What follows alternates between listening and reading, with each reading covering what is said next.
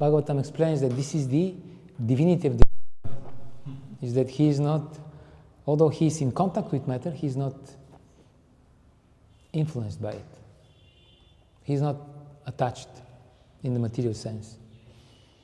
And also those who serve him, they also acquire the same transcendental characteristic. Is working?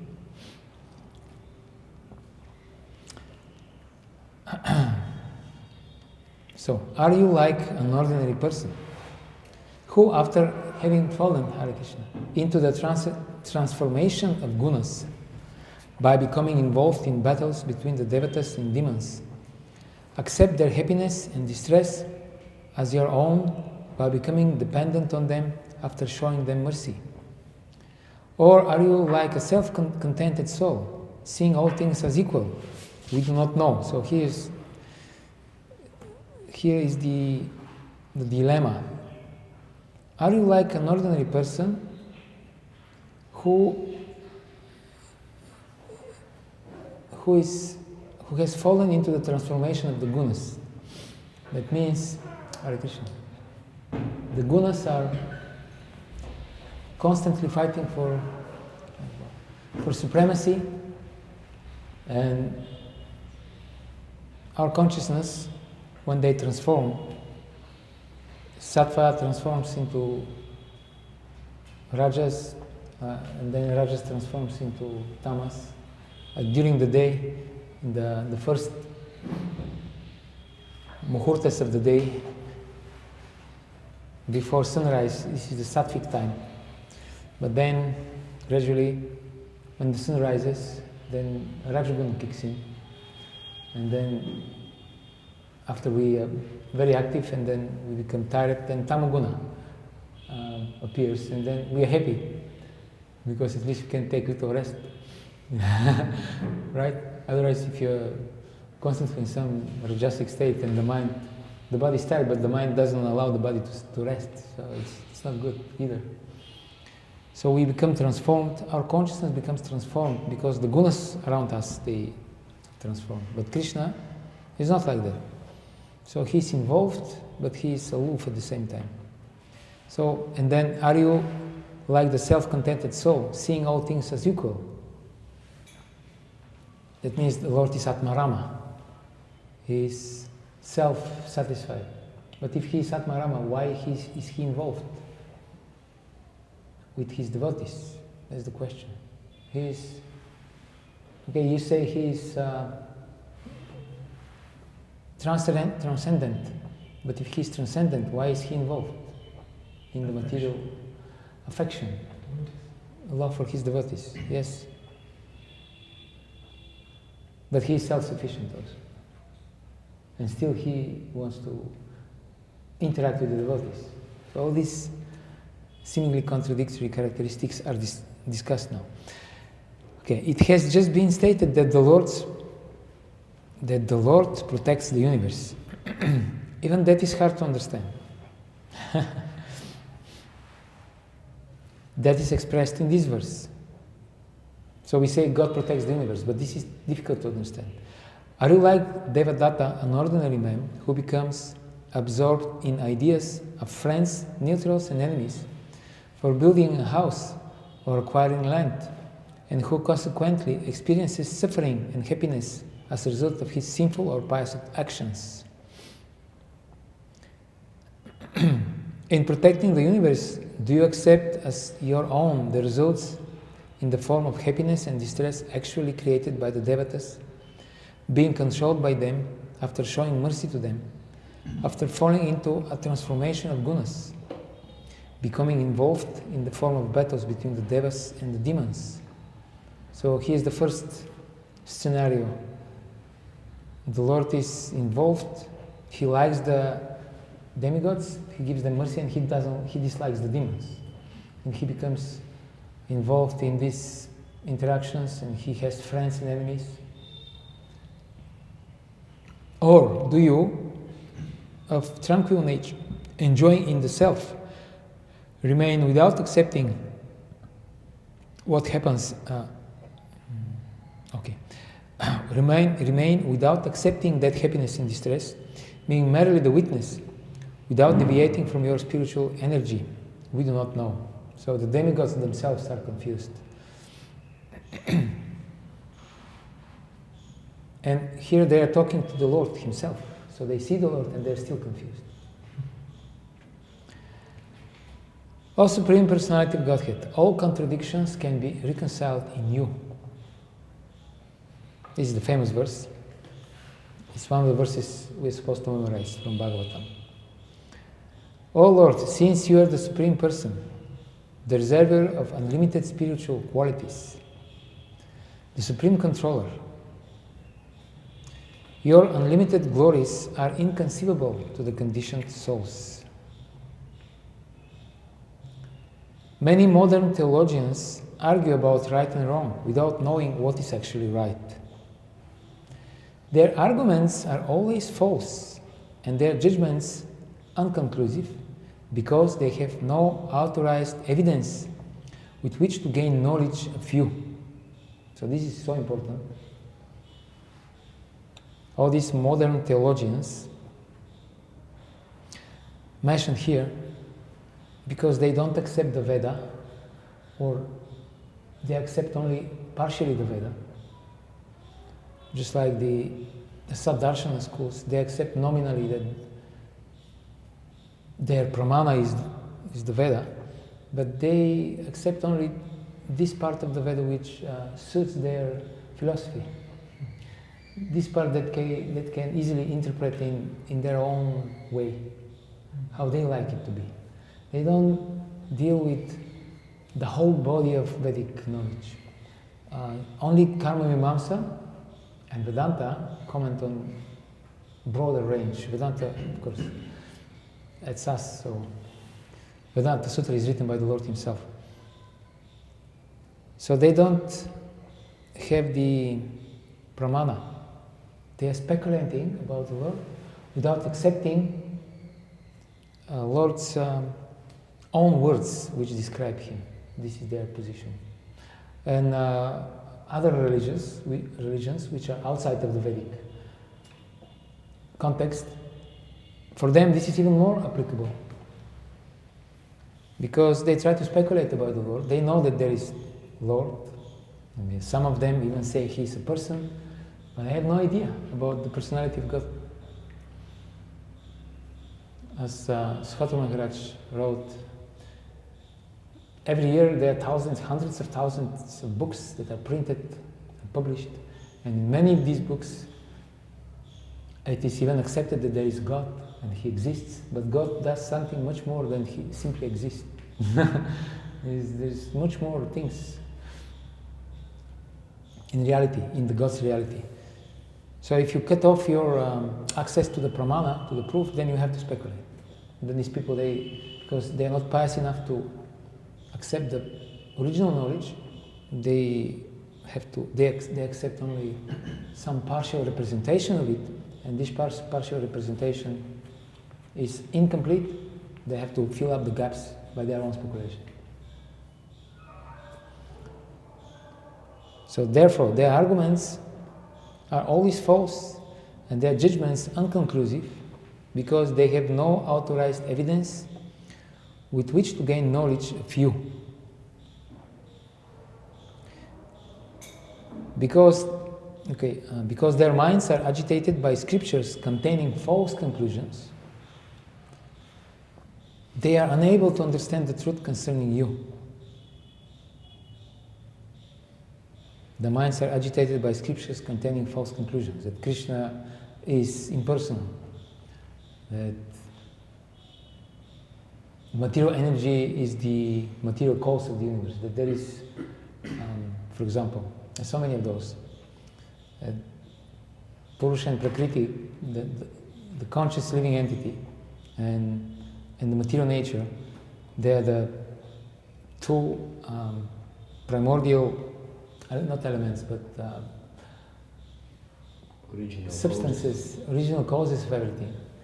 Only two things in existence, Purusha and Prakriti. And the Purusha, the soul, when he becomes disentangled from Prakriti, he realizes that he is everything. He's God. There is no individuality, there are no different individual souls. It's just one soul. And when this soul comes to his senses, then he understands, I'm everything, I'm the Lord, there is nothing besides me, besides Prakriti, of course. But Prakriti doesn't exist anymore in this liberated stage. So this is another theory. And the soul is conscious, it's eternal, but unless connected to Prakriti, it's not active. That's another strange idea people have. So the soul can be active only when connected to Prakriti. That's our experience. We see living force only in connection to the material body. Otherwise there is no movement, there is no life. There is no, there is life, but it's passive. It's like observing and meditating in something, just contemplating. Complete inactivity. So that's another funny thing. So the soul, although spiritual, and therefore when the soul attains liberation, this liberation is impersonal liberation. The soul doesn't do anything once this is attained. So you active only here. In the spiritual world, you are inactive. So therefore, Srila Prabhupada says that all these theories, they actually foster and encourage material sense gratification. Because people, when they hear these theories, they think, well then, I better get as much sense enjoyment and happiness here, because that's all I get. Once I go there, if I get there ever, it's just boring life of inactivity. And nothing, there is nothing there. So these are different atheistic theories. So here, the demigods say that they have many arguments, but they are all false, because they have no authorized evidence. They don't accept the pramana, the proof of the Veda, in its full. But in Bhagavatam there is another verse which describes the opposite scenario, where Krishna says, Uddhava, okay, let me see, was this verse? Hare Krishna. Tusi cannot help me now. Most probably I will know it. Hare Krishna, yeah. Vadanam kim no durgatam. Anyway, I'll try to find it. But the verse says that the great sages, so because the question, Uddhava asked a question, different sages describe this material universe in different ways. Some enumerate 14 elements, some 16, some 24, some 25. So which one is correct? Krishna replies that because all these elements, they enter in each other, so they contain one another. Therefore, all these explanations are true. And he says, all these sages, they have these opinions, they spoke under the protection of my divine potency, therefore they could say anything, without contradicting the truth. So anything goes. But the condition is that they have to be under the protection of my madhyam udgrihya vadatam kim nudurgatam. Okay, I recovered the last two verses of this verse.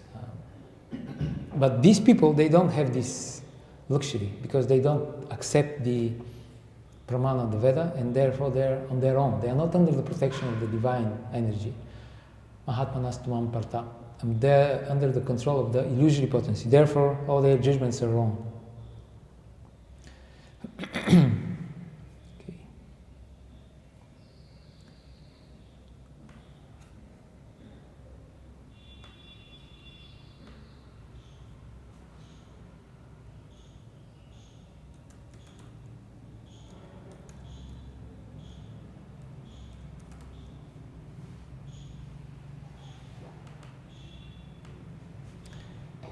Okay.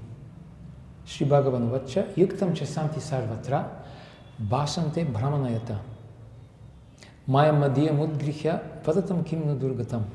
Lord Krishna replied, because all material elements are present everywhere, it is reasonable that different learned Brahmanas have analyzed them in different ways.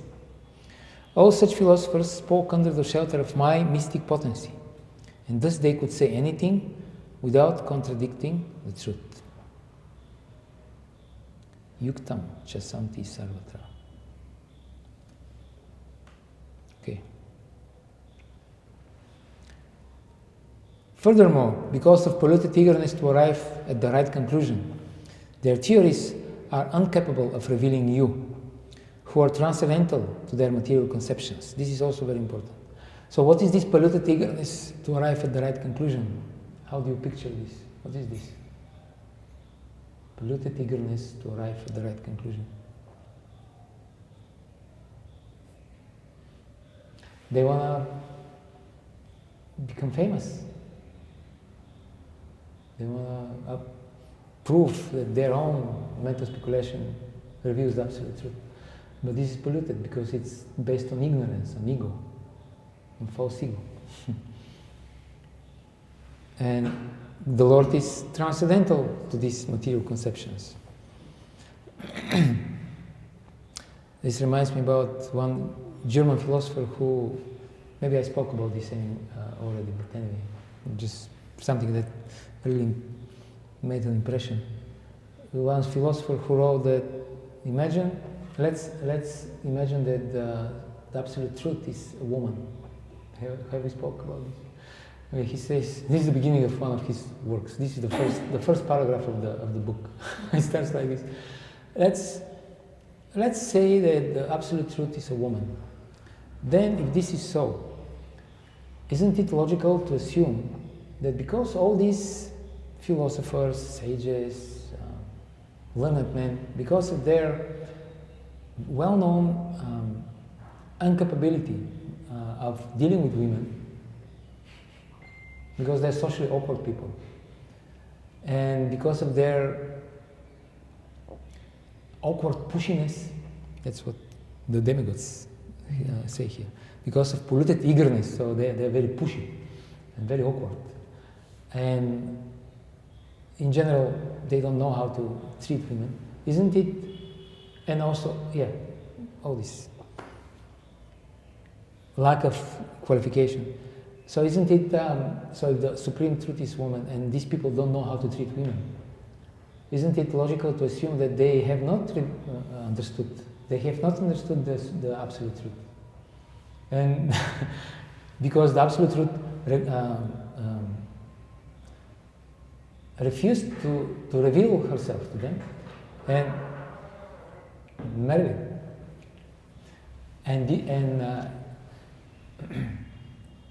And now they're standing there in dismay, all these sages, because they wanted to understand the absolute truth, but they couldn't. And they stand there in dismay and in frustration, if they're standing at all. Because many of them are dead, most of them have died so long. So this is how the book begins. So this is similar to what Krishna, the demigods say here. Because of this polluted eagerness to arrive at the right conclusion, their theories are incapable of revealing you, who are transcendental to their material conceptions, because you understand the truth not by speculating, but by pleasing the personification of the absolute truth. Then he or she, Radha Krishna, they will reveal the truth to you. That's how it works, by pleasing these persons, not by ignoring them, by offending them, and trying on your own to understand. So these qualities there, these verses, they're like example for the point how Krishna has opposite qualities. Yeah? Yes, and how all these seemingly contradictory characteristics are reconciled in him. And it's inconceivable, but somehow we can conceive the inconceivable, conceive of the inconceivable by Krishna's mercy, because we are part and parcels of Krishna. This is similar to the easiest chapter of Krishna book, 87 chapter, the prayers of the personified Vedas, which is fairly easy to understand. I mean, a kid can understand it. So there, similar conclusion that is made. Ramanuja can understand very, very easily. How can the words of the Vedas, which are material sound vibration, how they can describe the Brahman, the absolute Brahman? And then the answer is because the Vedas are devotees, the personified Vedas are devotees, and they get the mercy of the Lord. And because of His mercy, they can describe the Lord, and because the Lord is the origin of all energies, He can, because of His mercy, He can make us understand as much as He wants us to understand. Yeah. There are two verses we're quoting. Your potency, you are one without a second, and therefore in you contradictions like doing and not doing, happiness and distress are not contradictory. So what is the meaning of this? Happiness and distress are not contradictory. Yes? Like in the spiritual world, even the distress is physical. Yeah, that's what I was thinking. Even the so-called distress is just another aspect of being happy, blissful. In this way, they're not contradicting. There is no duality in the spiritual world. There is variety, unlimited variety, but there is no duality. There is no good and bad. There is only good. And here we have, and here actually we also don't have duality. It's only bad here, but we imagine that there is good and bad. So it's almost the same.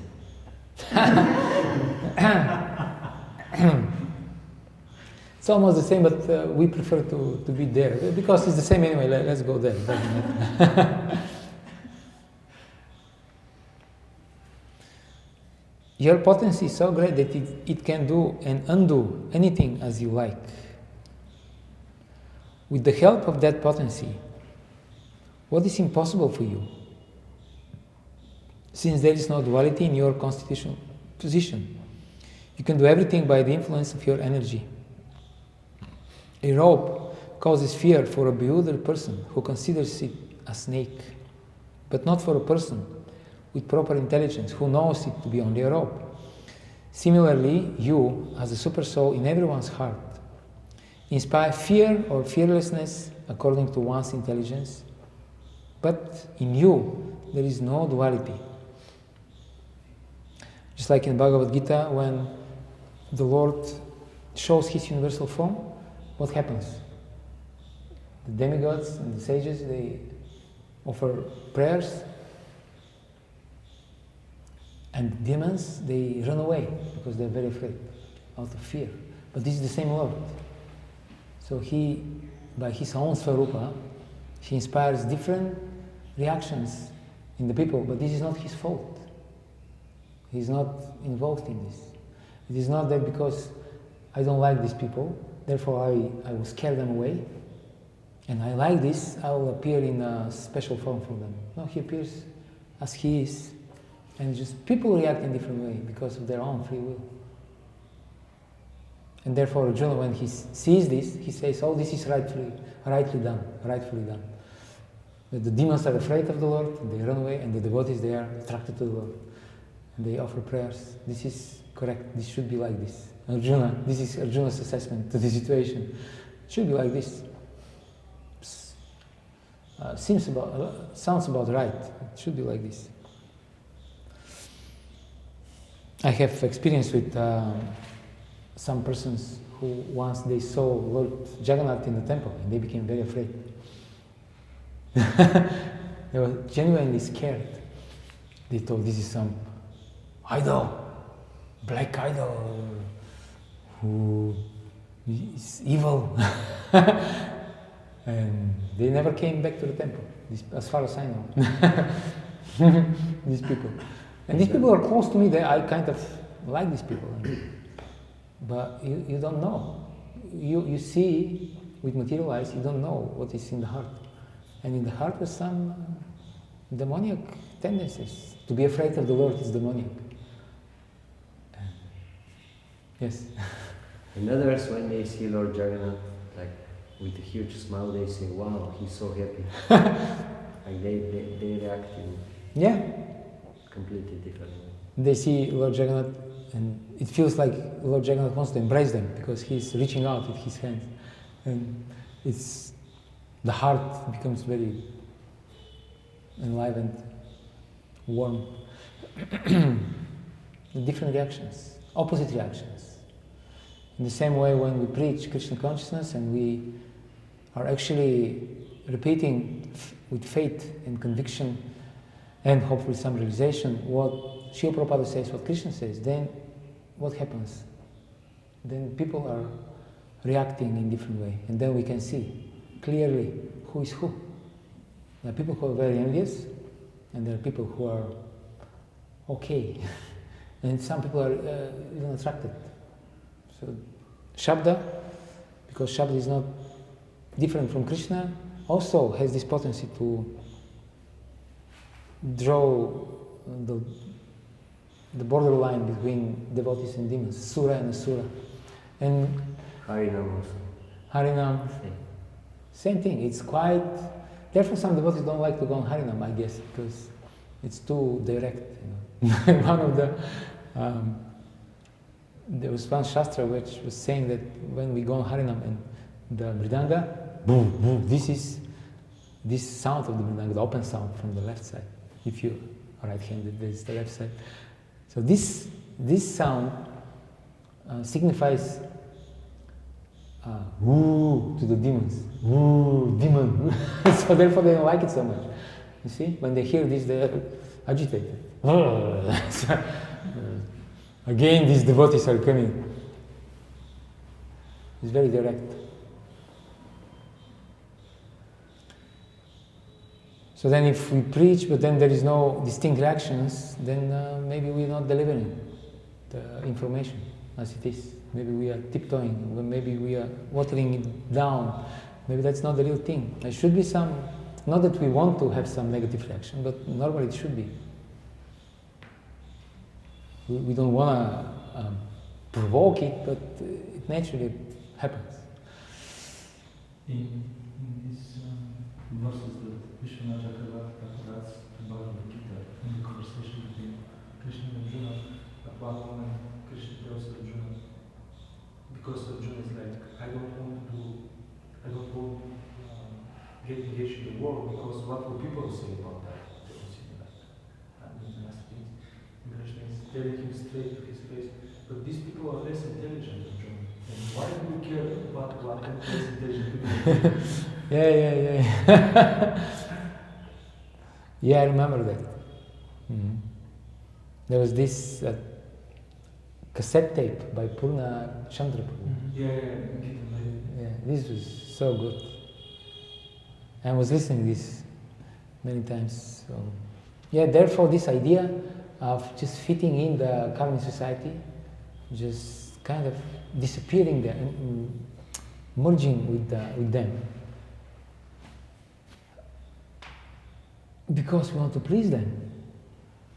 It seems that it's not bona fide, because we don't care what the rascals will think. They will be rascals anyway. They will never like us, because they don't like themselves. They criticize them. They criticize one materialist, will criticize another materialist. We cannot become likable for the materialists by becoming materialists.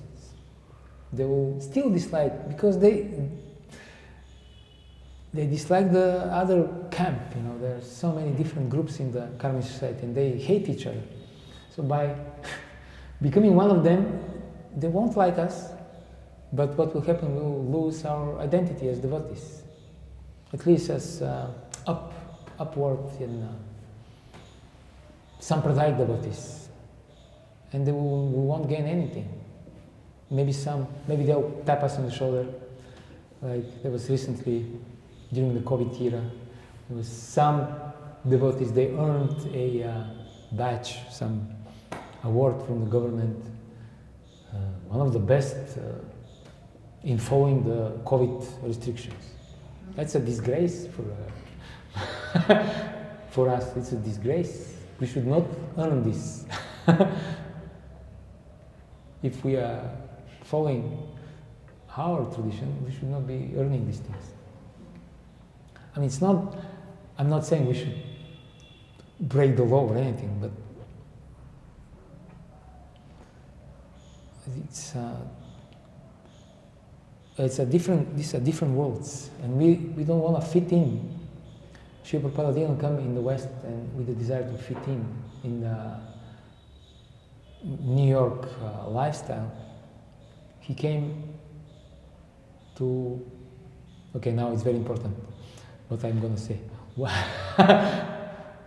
Prabhupada came to the West? He came to include people in Krishna consciousness, to include them to give them opportunity to become part of the spiritual culture, not to fit in the material culture.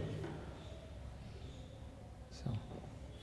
Prabhu was mentioning this, saying that the religion that marries the nuisance today becomes a widow tomorrow. The religion that marries the nuisance of today becomes a widow tomorrow. Yeah. Just like this explanation of what is political correctness. There's like, Daddy, what is political correctness? Yeah. So my dear, some political correctness is, in order for you to please someone, you act as they like, but yet still they don't like it. Yeah, they still don't like us. They'll never like us because they're demons. Of course, we have to present the knowledge in a sensible way, according to the time, place, circumstance. We should not try to provoke people. We should try to be as nice as possible, but still at the same time, you cannot run away from who we are. And then I was saying that they'll pat us on the shoulder, they'll give us some award, it doesn't mean anything. What is the gain? Who remembers now this COVID era? I mean, people forgot about this just in a few years. What was and of course the society was so divided even then. Some people didn't like these restrictions. So you try to please the mainstream, the establishment, but like at least 50% of the people don't like the establishment. So by becoming dear to the establishment, you think you are creating some good PR. Many people hate you because now you became part of, maybe they had faith in you, that you are some kind of true spiritual substance, and now they became disappointed because you go with the flow. Okay. Purport by Baladevi Vibhushan. It is impossible to be simply a witness in protecting the universe. For you protect the universe by killing so many evil persons. That's how you protect the universe. There goes a hymns. Protection means, kshatriya means he protects by hurting. I know that Charachana Prabhu, he often gives the definition of kshatriya. Kshatriya, he protects from being hurt. And this is true. But how do you protect somebody from being hurt? Just by sweet words. Oh, let's be friends. You know, what was this? Друзья, давайте жить дружно. Didn't work for him. Did they take it seriously? No, that was the whole idea. That they didn't. So nobody will take this seriously. If you do this, people will actually they'll. That's what Krishna told Arjuna. You think now because you will leave the battlefield, then people will respect you as a very compassionate, saintly person. No, they'll laugh at you because you're a coward, and that's what people will think. So therefore, the protection is by violence. Dharmic violence, of course, not just violence because you are influenced by false ego. This seems to be like the foolish man maintaining half a chicken, which is dead. By materialistic vision, there seems to be contradiction. But by recognizing the inconceivable power of the Lord, there is no contradiction. So the logic is, it's illogical, but this is material logic, and God is beyond our material logic, so it is logical that our logic doesn't work on the Lord. If we could understand everything about Him with our material logic, then He's not God. There's something wrong with our concept of God. There is nothing contrary within you, because in the actions of the Creator to kill the evil and protect the good, there is always neutrality and self-enjoyment. These are pastimes of the Lord, and the Lord is always neutral, because everybody can become devotee. This path is open for everyone. And Krishna says in Bhagavad Gita that even those who are low-born, they can also become devotees. Nobody is excluded. But those who continually, stubbornly make the wrong choice, Krishna says that these people, He throws them into the wombs of demonic mothers, and in this way they degrade more and more, because they repeatedly make the same wrong choice, and Krishna doesn't interfere with their free will. Thus it is not correct that the materialists criticize these seeming contradictions, because you possess inconceivable powers. Many adjectives are then used to support this lack of contradiction in the Lord. The Lord is endowed eternally with the 6 qualities. Bhagavati has unlimited qualities such as being affectionate to the devotees and having desires which are always fulfilled. He controls all, Ishvare, and is hard to understand for those having no devotion.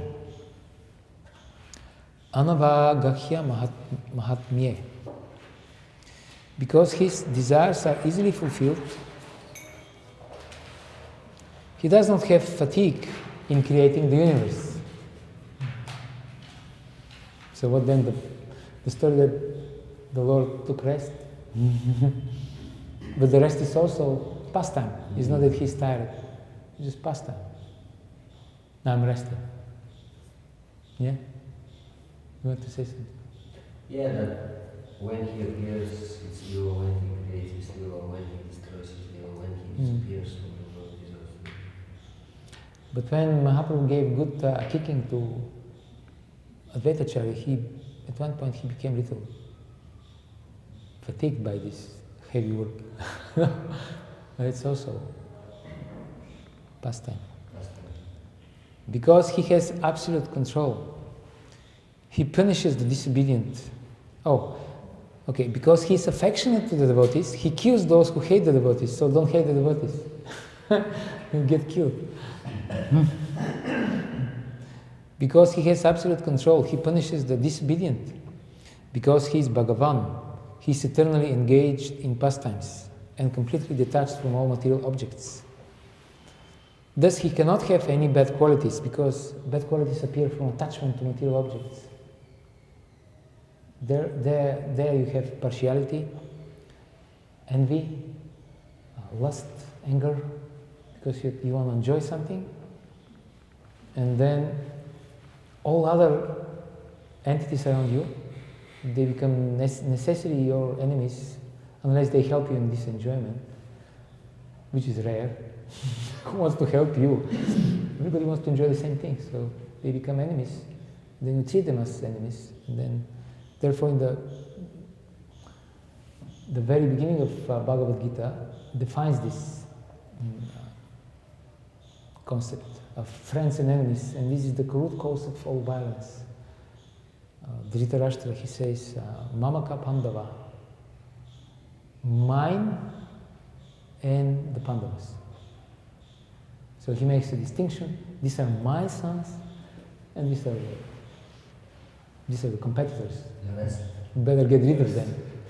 Yeah, they're all bad. They're all enemies. Enemies of the state, because they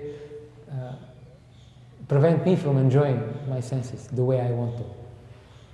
Therefore, Prahlad Maharaj had problem with this, and he didn't like this when he was taught by Sanda and Amarka. He didn't like this concept of friends and enemies. In answer to this, it is said, the Lord is beyond anavasare. No, we again skipped something. Thus he cannot have any bad quality. Do some learned scholars not tolerate such a Lord? Yeah, many of them don't tolerate. In answer to this, it is said, the Lord is beyond the arguments of those who argue. In their hearts, gripped by false scriptures, similar to the persons who propound them. Person who cannot see the truth, arvachina, and are inundated with speculation, vikalpa, resides great stubbornness, duravagraha. Therefore, the Sankirtan devotees, they know by experience that you don't argue with certain people because they cannot understand. They don't want to understand, therefore they cannot Krishna. And if they eat meat, then vinam pashugna nivrita tarsha upagiyamanat bhavasadat shatramano bhirmat kautama shloka gunanuvadat puman virjeta vina pashugnat. The pastimes, the descriptions of the Krishna's pastimes are the medicine for, first of all, they are understood by those who have given up the material desires and they are relished by them. But even those who did not give up the material desires, even for them this is the right medicine. So they also benefit, they should also hear. So who will not hear? Those who kill animals. And they are also in the Ishpanishad, the same statement, the killer of the soul. They cannot understand, so they're very stubborn. And it's waste of time. So just like the paramedics, when they arrive at the scene, the first thing they do is they try to, or there is a war, and then there are many injured soldiers, and then the medical crew arrives there. The first thing they try to determine who actually has a chance to survive, and they treat first these persons who has better chance to survive. So we also in an emergency situation. There's so many people on the street walking by. Many of them, they will just walk by, and this will be the last chance in this life for many of them. They won't have any other chance. So it's an emergency every day. So we have to choose. And don't waste time with people who are not going to accept anyway. Don't waste time with these people. Yes? Sheshki Prabhu is calling this looking for the right mangoes. yeah, exactly. Because you go to the tree and you have so many mangoes, but you don't start with all of them. You look who are the ready ones, and this is where you go. So he was saying, instead of like wasting so much time on the street with anyone and everyone, and like after half an hour losing energy, the person decided to give you 5 rupees donation. Like now in the middle, he said, yeah, he made me work hard for this 5 level, you know. He made me work hard. So yeah, just try it. If it doesn't work easily, just go to the next one. Yeah. The next one. Because there are so many people and some are ready. Yeah. They are looking for us. They are looking for Krishna for the message. And others, they are not ready and they may not be ready for. They're looking for opportunity to commit offense. Yes. And you may be the instrument of their becoming offensive. So why taking the risk? Just say bye-bye and go to the next person. And also in preaching also. So that's why our mission is actually to try to see who is at least a little bit qualified. Yeshant fantagatam papam jananam punya karmanam tedvan vamoha nirmita bhajante mam dridavrata. So only those who have given up the impious, sinful activities and perform only pious activities, only they can have dridavrata, firm determination to serve Krishna. So we're looking for these persons. And even from those people, our duty, as much as we can explain the message in such a way that they can understand. And we cannot do more than this. If they like, they will take it and they will. Yeah. Actually, Prabhupada is saying, our duty is we have to make people understand our message. Yeah. And And after that, if like they can take it, if they don't like it, it's up to them. Take it or leave it, yeah? In a very clear way, we have to state the message so that they understand. They have alternative, they have different lifestyles. They have a choice now. That's what we do, we're giving them choice. But we have to articulate very clearly the two alternatives. Just like with the Matrix movie. There's two pills. This one, if you take this one, you go wherever, you go the same place where you lived your whole life. Nothing will change. You have the same thing. And this one, you see the reality. Of course, this was a Buddhist reality, which is rather disgusting, because it's a Buddhist movie. And the reality, according to the Buddhist, is ugly. It's because it's emptiness, it's nothing. In this case, it's just this field of human beings that have been harnessed by the machines. This is not the reality, fortunately. It's not our alternative. We give people something much. That's why the guy, when he gave the pill, he said, "Hey, remember, I promise only one thing, only the truth." So because he knew what I'm going to show him now, it's not very nice. It's not And in our case, it's the other way around. Actually, the reality is much better than what we consider reality. Yeah, much better. And we ourselves are much better persons than we think we are. Much better. No comparison. Okay, resides great stubbornness. Vikalpa or speculation takes the form of, it may be like this or it may be like that. So the goal, the gain in life is just this. No, speculating the whole life. Maybe it's like this, maybe it's like that. This is what you gain out of it. This mental playground. The mind becomes a mental playground. The mind becomes a playground of your speculation, and that's your happiness. But you don't speculate about other things. For example, you don't speculate that if you eat, if you don't eat, you die. This is somehow understood, but so many other things you speculate. Well, so why don't you speculate about eating and drinking water and breathing? Because many people say you cannot know the truth. There is nothing. There is no universal knowledge. But then it seems there is, because you are breathing right now. You're eating. You do so many things. So it seems at least something you accept.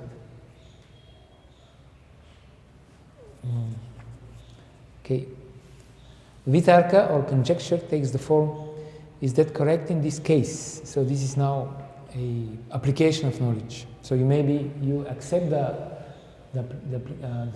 knowledge, but then you're not sure whether it applies for you. In Bhagavad Gita, when Krishna describes the Ashradadana Purusha, the person who lacks faith, there are three types of cases there, and Krishna says that one of them is the person who he has some faith in Veda, but he's doubtful whether this will apply in his case. So he also doesn't get happiness in this life or in the next, no happiness. Vichara or determination takes the form, it is certainly like that. In this there is an appearance of truth, pramana basa, but this is actually despicable speculation, kutarka. So at one point you arrive to the conclusion, there is no God, now I know. But this is appearance of truth, pramana bas, because it's actually a despicable speculation. Kutarka. Tarka, kutarka. Tarka means logic, kutarka means bad logic, I guess. But you have your external energy which deludes us like a magician's show. Perhaps your actions of creation are of the same sort, apparent but not real. This doubt is answered in the next statement. No, your Shakti is real, because the effects produced in manifesting this world are real according to scriptures. Yatatartyo yatatyato ridatam yadadach. Okay. You create real objects. Ishpanishad 8. The appearance of the material world is not like a magician's illusory trick. Your actions are completely devoid of illusion. So here the doubt is, well, that means you are bewildering us just like a magician bewilders the audience. He just shows some tricks which are not actually there. It's illusion. And the answer is no, the Lord's Shakti is real, it's vastu, it's the substance. But so then what is the illusion? The illusion is our perverted understanding of this Shakti. We think this is ours to enjoy. This is the illusion. The Shakti itself is not illusion. Our understanding is illusory. Otherwise the Lord will be degraded to some kind of magician. He's not just... The magicians, they are there in Mahabharata and Ramayana. So many cases when different yakshas, rakshasas, they produce, in Bhagavatam also, demons. They produce so many illusory tricks to bewilder the demigods on the battlefield. They try this even with the Lord. This is what it means. It's not real. But what Krishna does is real. But does this not contradict the statement that the Lord is self-satisfied, Atmarama? No, because the Lord is pure knowledge, without accepting the distinction of quality and possessor of quality. But is this not contradicted by the statement saying that the Lord has pastimes, Vihara Yoga? Since the Lord has placed within himself inconceivable energy in the form of the Icha Shakti, what is impossible? Everything becomes easily done. Shabda Mahodadi says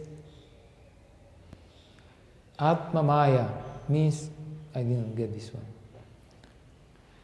Atma Maya means the desire of the Lord. Okay. I guess they're quoting here Bhagavad Gita. Ajupisam aviyatma bhutanam ishvaropisam prakritisvam adishtaya sambhavami atma maya. I appear through my own spiritual potency. O devatas, do you desire my two forms? One is with qualities manifested temporarily, and the other is without qualities manifested eternally. One form called Bhagavan has qualities, and the other form called Kevala has no qualities. Now there is actually one form because of non-difference. There is an appearance of two by different conceptions. Thus the author of the Vedanta says Gati Samanyat. In all the Vedas there is only one form of Brahman. It is said Narada realized Krishna as a mass of light and then realized that it was a form with a body. Then he recognized the various limbs and understood that this was a man. Thus Narada had different realizations of one form from far and near. Similarly, the one form of the Lord is perceived as impersonal by Jnana and as Bhagavan by Bhakti. In the one substance, there are no different forms at all. But if that is so, why do we have so many opinions? This arises from the Lord alone. For you, the Lord, create the various opinions according to the high or low intelligence of the different people who do not know you in truth. This is just like the perception of a rope, which can be mistaken for a snake, a rod, a stream, or a garland. This is understood from the Gita. All these various qualities of living beings are created by me alone.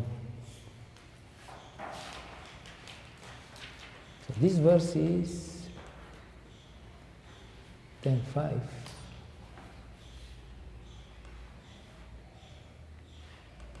Is it? Intelligence, knowledge, freedom from doubt and delusion, forgiveness, truthfulness, control of the senses, control of the mind, happiness and distress, birth, death, fear, fearlessness, non-violence, equanimity, satisfaction, austerity, charity, fame and infamy. All these various qualities of living beings are created by me alone. So Krishna gives the room, and if you want, you can enter this room. The room, it says anger, so or it says equanimity, or happiness, or distress, or fear, or fearlessness. So he gives the opportunity, and we, according to our capacity we choose. So he's facilitating, but he's not responsible. Okay, Hare Krishna. Well, thank you very much. Thank you for being so determined to come every morning. Not every morning, 4 times a week. And hope that we can continue and upload all these lectures so that you can watch them. We will try. And then see you next year again. No, see you after 3 hours. Hare Krishna. Om Hare Krishna, Krishna Krishna, Hare Hare, Hare Rama, Rama Rama, Hare Hare. Shri Prabhupada ki jai. Samaveta Bhakta Vrinda ki jai. Jai Nitai Gaur Premanande.